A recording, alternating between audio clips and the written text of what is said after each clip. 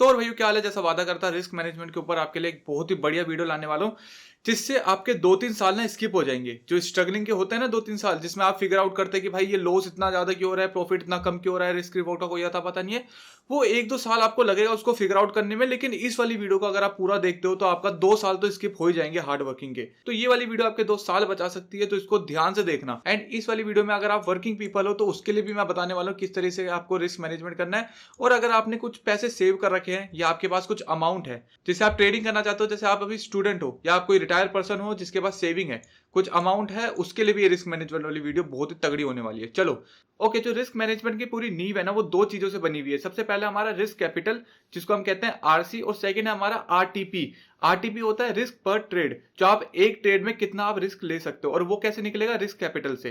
तो सबसे पहले आपको ना अपनी एक रिस्क कैपिटल जो भी आपकी है उसको आपको पता करना पड़ेगा, एक ऐसी कैपिटल जिससे आप बिना डर के ट्रेड कर पाए। अभी मैं पूरा एक जस्ट फॉर्मेट बता रहा हूँ किस तरीके से आपको कैलकुलेशन करनी है।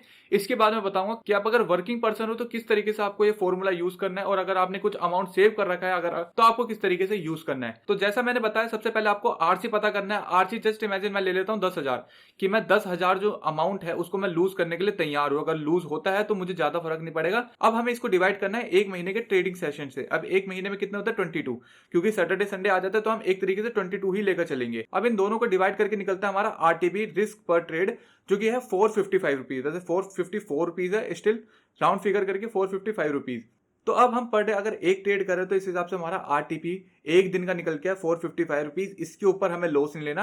तो अब हम कोई सी भी ट्रेड लेने वाले हैं ना तो उस हिसाब से क्वांटिटी चुनेंगे जिससे हमारे सिर्फ 455 रुपीज ही लॉस हो, और प्रॉफिट दुगना हो सकता है, 1:2 हो सकता है, 3 हो सकता है, 4 हो सकता है आपके हिसाब से। क्योंकि देखो मेरा यही मानना है, प्रॉफिट 1 लाख बहुत कम है और लॉस 1,000 बहुत ज्यादा है। तो आरसी की मदद से हमारा निकल चुका है आरपीटी, तो हमें पता चल चुका है अब आरटीपी इतना है। अब आरटीपी से किस तरीके से ट्रेड लेना, चलो ये देखते हैं। अब देखो सबसे पहले हमने लिख दिया अपना आरटीपी। अब इसको हमें डिवाइड करना अपने एसएल से, जितना भी हम एसएल लेने वाले हैं। अगर हम इंडेक्स में लेंगे, अभी इंडेक्स का बाद में बताऊंगा, सबसे पहले मैं स्टॉक्स का बताने वाला हूँ। स्टॉक में किस तरीके से लेना है, क्योंकि उसमें क्वांटिटी तुम खुद डिसाइड कर सकते हो। तो हम जितना भी एसएल लेने वाले हैं ना उसको हमें डिवाइड करना है अपने आरटीपी से। अब अंडरस्टैंडिंग के लिए मैंने यहाँ पर एक चार्ट लगा दिया, और ये देखो समझ लो ये हमारा ट्रेड है, हमें इसके ब्रेकआउट पे हमें ट्रेड लेना है अप का। ठीक है, ऊपर हमारा टारगेट लग गया, हमें टारगेट से कोई लेना देना नहीं। जैसे मैंने बताया, जितना भी 1 लाख रुपए भी प्रॉफिट है ना वो हमारे लिए कम है, और 10,000 रुपए अगर लॉस है तो वो हद से ज्यादा बड़ा है।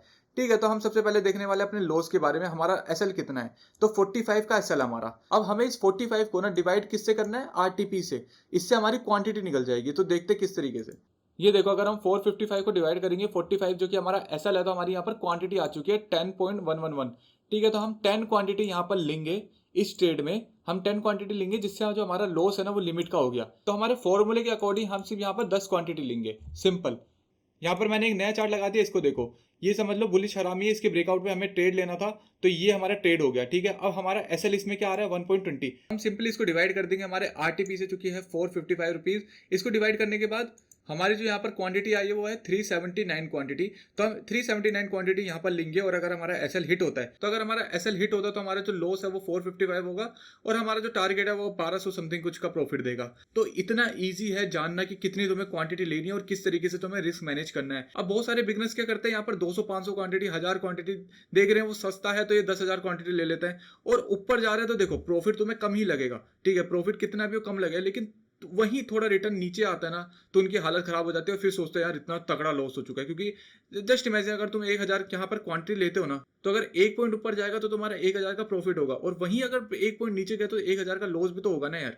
तो इस तरीके से तुम्हें अपनी क्वांटिटी देखनी है, और इस तरीके से तुम्हें रिस्क मैनेज करना है। अब मेन चीज, ये तुम्हारा पूरा फॉर्मूला है जो कि तुम्हें यूज करना है। अब इसमें तुम्हें कुछ चेंजेस करना है, क्योंकि अगर तुम वर्किंग पीपल हो तो तुम्हारे लिए कुछ ना कुछ चेंज होगा, और अगर तुम्हारे पास सेविंग्स है तो तुम्हारे लिए चेंज होगा। तो सबसे पहले बात करते हैं वर्किंग पर्सन के लिए। वर्किंग पर्सन का मतलब यही हो गया कि तुम्हारा कहीं ना कहीं से रेगुलर इनकम आ रही है, जैसे 20,000 हो गया, 50,000 हो गया, हर महीने कहीं ना कहीं से आ रही है, और तुम इसका कुछ ना कुछ परसेंटेज अपना स्टॉक मार्केट में लगा रहे हो। जिस तरीके से जैसे 50,000 तुम्हारी पर मंथ आ रही है, उसमें से तुम 5,000 रुपए स्टॉक मार्केट में हर महीने लगा रहे हो कि चलो यार ये अगर लॉस होता है तो मुझे कोई फर्क नहीं पड़ने वाला। तो तुम्हारा फॉर्मूला होगा ना वो एक तरीके से सेम ही होगा। तो तुम्हारा रिस्क कैपिटल क्या होगी, सबसे पहले आरसी, तुम्हारा रिस्क कैपिटल हो गया 5,000, क्योंकि तुम 5,000 हर महीने तुम लगा सकते हो इसमें। ठीक है, तो पर मंथ का तुम्हारा आरसी हो गया 5,000। अब तुम्हें सेम इसको डिवाइड कर देना 1 महीने के सेशन से, जो कि हो गया तुम्हारा 22। अब 5,000 के हिसाब से तुम्हारा 2 to 7 रुपीज आया आरटीपी, कि तुम हर दिन इतना ही लॉस ले सकते हो। अच्छा, इसमें एक क्वेश्चन आता है कि भाई अगर हम 2 ट्रेड करते हैं फिर क्या करें? तो 2 to 7 का मतलब 2 ट्रेड ले, नहीं, तुम्हें क्या करना है, इसको डिवाइड कर देना है 2 से। जो भी तुम्हारा आंसर आया ना वो तुम्हारा आरटीपी हो गया, रिस्क पर ट्रेड। फिर उसके हिसाब से अगर तुम देखो, अगर तुम्हें 3 ट्रेड लेने हैं, ये एग्जांपल से तुम्हें 2 ट्रेड लेने हैं, तो इसको तुम डिवाइड कर दोगे और इसको डिवाइड करने के बाद 113 समथिंग कुछ आया, तो यही तुम्हारा आरटीपी बन जाएगा एक ट्रेड में। मतलब कि तुम 113 का एक ट्रेड में लॉस ले सकते हो। इस हिसाब से अगर तुम 2 ट्रेड लोगे और दोनों में अगर लॉस होता है तो तुम्हारा 2 to 7 रुपीज जाएगा। तो एसएल भी तुम्हें इस हिसाब से ही चुनना है, क्वांटिटी भी तुम्हें इस हिसाब से चुननी है, ठीक है। अब ये वाला चार्ट देखो, इसमें हमारा जो एसएल है, हमें टारगेट बाद में देखेंगे, सबसे पहले हमारा एसएल कितना है, 1.20। अब हम 2 to 7 को डिवाइड करेंगे 1.20 से, ठीक है। अगर जैसे इससे पहले मैंने बताया 113 इसका निकला है, अगर तुम 2 ट्रेड लोगे ऐसे तो यहाँ पर 113 आ जाएगा, ठीक है। 113 को डिवाइड करोगे 1.20 से, और जो भी यहाँ पर तुम्हारी क्वांटिटी आएगी वो तुम्हें लेनी है। एंड अभी मैं सिंगल ट्रेड के हिसाब से बताऊँ तो 189 हमें क्वांटिटी लेनी है यहाँ पर। समझ गया, मैंने बहुत इजी लैंग्वेज में बताया तुम्हें, तुम इसके नोट्स भी बना सकते हो और तुम एक और बार वीडियो देख लेना अगर तुम्हें थोड़ा सा भी डाउट हो। अब बात करते हैं उन लोगों के बारे में जिनके पास कुछ सेविंग कैपिटल है जिसको वो यूज करने वाले हैं। अब देखो, जिसके पास वर्किंग कैपिटल है, हर महीने जो कुछ ना कुछ अमाउंट यहाँ पर यूज कर सकता है, वो तो 22 से कर लेगा। सेविंग पर्सन क्या करेगा? अब सुनो, इसमें भी फॉर्मूला बिल्कुल सेम है। सबसे पहले तुम्हें आरसी निकाल देनी है। आरसी तुम्हारे पास जितनी भी सेविंग है जो कि तुम लॉस कर सकते हो, सबसे पहले वो निकाल लो। मैं एग्जांपल के लिए 10,000 रुपए बता देता हूँ कि यार मैं 10,000 रुपए मेरे पास सेविंग्स है, मैं 10,000 रुपए लॉस करने के लिए तैयार हूँ, मार्केट में सीखने के लिए समझ लो या रिस्क लेने के लिए समझ लो। तो हमें 10,000 को डिवाइड किससे करना है? 3 महीने से।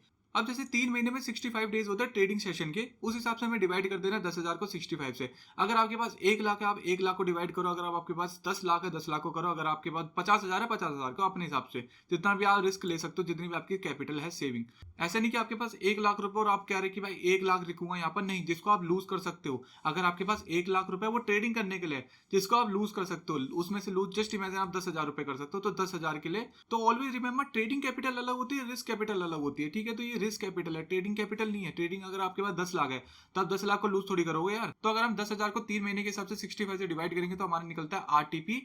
इसका मतलब हमें हर दिन 153 रुपीज ही लॉस करना है, इससे ज्यादा नहीं करना। तो सिंपल इसका भी चार्ट से एग्जांपल देख लो। ये हमारा ट्रेड है, इसका जो हमारा एसएल है वो है 1.20, तो हम 153 को डिवाइड कर देंगे 1.20 से। हमारा जो क्वांटिटी निकलती है वो निकलती है 127 क्वांटिटी, ये रही, ठीक है। इसको तुम स्टॉक में यूज कर सकते हो।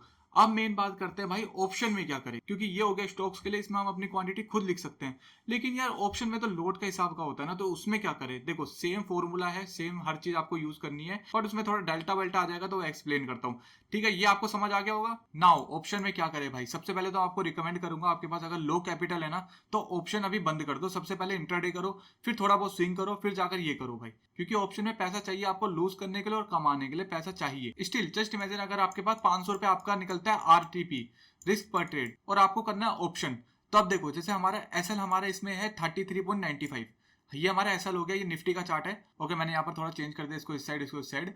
तो जस्ट इमेजिन हमारे पास 500 रुपए है जो हमारा वो आरटीपी है, पूरा फॉर्मूला निकाल के, ठीक है, कि हम 500 रुपए एक दिन में लूज कर सकते हैं, ठीक है। तो हमारे यहाँ पर एसएल देख सकते हो 33.95 है, और ये निफ्टी का चार्ट है। तो यहाँ पर जो हमारा साथ देगा ना वो देगा हमारा डेल्टा।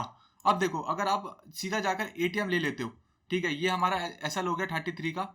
मैं थोड़ा एक सेकंड कैलकुलेटर ऑन कर लेता हूँ। एंड मैं रिकमेंड करूंगा कि आप अगर ऑप्शन करो और आपको डेल्टा डीटा कामा नहीं पता तो सबसे पहले वो चीजें सीखो, ठीक है। तो हमारा जस्ट इमेजिन एसएल जो है हमारा वो है 33.50, इसको हमें इंटू करना है। अगर हम एटीएम लेंगे तो 0.53 से, तो ये हमारा कितना निकलता है? 17 पॉइंट का एसएल आता है हमारा। और क्योंकि निफ्टी और इसमें अगर हम एक लोड लेंगे तो हमारा बनता है 50 क्वांटिटी का, ठीक है। इसको हम अगर इंटू करते हो तो हमारा एसएल देख सकते हो कितना आ रखा है, 887 रुपीज। लेकिन हमें जो ऐसा लेना है वो हमें लेना है 500 रुपए। 500 रुपए से एक पॉइंट भी ज्यादा नहीं, एक पॉइंट भी कम नहीं, ठीक है। कम चलेगा लेकिन ज्यादा नहीं चलेगा। तो यहाँ पर हमारा आईटीएम कैंसिल हो गया कि हम आईटीएम तो नहीं ले सकते क्योंकि इसमें जो डेल्टा है वो बहुत हाई है, 0.53 का है, जो कि हमारे एसएल के हिसाब से, हमारा आरटीपी के हिसाब से नहीं मैच कर रहा। तो हम थोड़ा ओटीएम जाएंगे, और मैं रिकमेंड नहीं करता कि आप ओटीएम जाओ, तो इसलिए थोड़ी कैपिटल बढ़ाओ तब आप ऑप्शन में हो, अदरवाइज आपको ठीठा खा जाएगा। लेकिन पता करते हैं कि अगर हमें ये वाला ट्रेड लेना है तो हम कौन सी स्ट्राइक प्राइस में ले सकते हैं। थोड़ा नीचे चल के देखते हैं। 34 के हिसाब से देखा जाए तो अराउंड बैठ जाएगा 550 तक का बैठ जाएगा ये। 0.29 को यूज करके देखते हैं तो वापिस 33.50 इंटू में 0.29, ठीक है, ओके। तो ये हमारा आ जाता है 9 पॉइंट की कैंडल बनेगी इंटू में 50, तो ये हमारा आ चुका है 485 रुपीज का लॉस। तो हमें अगर ऑप्शन में करना है 500 रुपए के हिसाब से, अगर हमें ये वाला ट्रेड करना है तो हमें ये वाली स्ट्राइक प्राइस चुननी पड़ेगी। लेकिन इसमें थोड़ी थीटा की दिक्कत हो जाती है, तो इसीलिए थोड़ा कैपिटल अगर अच्छा हो तभी आप ऑप्शन में आओ। ये 1000, 2000, 5000, 10,000 लेकर मत आओ, क्योंकि इससे अगर आप स्कैल्पिंग करते हो अलग बात है, आप छोटे छोटे लॉस लेते हो अलग बात है, लेकिन अगर आप पोजिशनल कर रहे हो इस तरीके से, तो मैं यही रिकमेंड करूंगा कि इतने कैपिटल से आप स्टॉक करो या स्विंग करो। अब एक और एग्जांपल देता हूं, जस्ट इमेजिन ये हमारी एक कैंडल है, ठीक है, ये हमारी कैंडल है, हमें इसके ऊपर एंट्री लेनी है, ये हमारी एंट्री होगी, इसके नीचे हम ऐसा रखेंगे अपना, जो कि अराउंड हो गया 25 पॉइंट का। अब 25 पॉइंट के हिसाब से हमें अपनी स्ट्राइक प्राइस चुननी है, ऐसी स्ट्राइक प्राइस जिसमें हमें 500 से ज्यादा का लॉस ना हो। देखते हैं, चलो 25 का हमारा एसएल इंटू में 0.55। सबसे पहले हम आइटम का देखते हैं, आइटम का कितना देगा हमें लॉस। हमें 25 को इंटू कर देना है डेल्टा से, क्योंकि डेल्टा के हिसाब से ही कैंडल बनती है, और यहाँ पर 13.25 के हिसाब की कैंडल बनेगी आईटीएम में, जो कि हमारा 21,850 पे। तो अगर हम इसको 50 से एक लोट लेते हैं तो हमारा जाता है 662 रुपीज, जो कि हम अफोर्ड नहीं कर सकते, हमें 500 से ऊपर नहीं करना। ठीक है, नेक्स्ट हमारा है 63। एक बार इसको देखते हैं, 25 की हमारी एसएल इंटू में 0.46 हमारा डेल्टा हो गया, इंटू में 50, ये भी नहीं होगा, ये भी थोड़ा 75 ज्यादा हो गया। अब हम 40 लेकर देखते हैं, 25 का एसएल इंटू में 0.40, ये देखो ये हमारा करेक्ट निकल चुका है 10। इसको करेंगे हम इंटू से 50 एक लोड से, तो हमारा 500 रुपए का एसएल आ चुका है। ठीक है, तो हमें ये वाला स्ट्राइक प्राइस लेना है 21,950 का। सिंपल। अभी भी अगर आपको समझ नहीं आता, अभी ये वीडियो दोबारा देखो। अदरवाइज अगर आपको डेल्टा के बारे में नहीं पता, ये रीजन हो सकता है, तो डेल्टा के बारे में पता करो कि भाई डेल्टा क्या होता है, किस तरीके से कैंडल बनती है। अब इसके बाद मैं नेक्स्ट वीडियो बनाने वाला हूँ सपोर्ट एंड रेजिस्टेंस पे, क्योंकि इससे पहले मैंने वीडियो बनाई कि किस तरीके से आपको एंट्री लेनी है, मैंने थोड़ा उल्टा सीधा बना दिया, एक लाइन पे बनाना चाहिए था मेरे को। कोई नहीं, नेक्स्ट वीडियो बनाऊंगा मैं सपोर्ट एंड रेजिस्टेंस पे, जिसमें मैं बताऊंगा कि किस तरीके से आपको व्यू अपना डिफाइन करना है, कि आज मैं ऊपर का ट्रेड लूंगा या नीचे का लूंगा। और इस वाली वीडियो की मदद से आपको क्वांटिटी डिफाइन करनी है, तो आपको स्ट्राइक प्राइस डिफाइन करना है। इसलिए मैंने स्टार्टिंग में बोला था ये वाला चैनल आपके लिए बहुत इंपॉर्टेंट होने वाला है। सबसे पहले सब्सक्राइब करो तो, अगर नहीं करा तो, और जुड़ जाओ। All the best.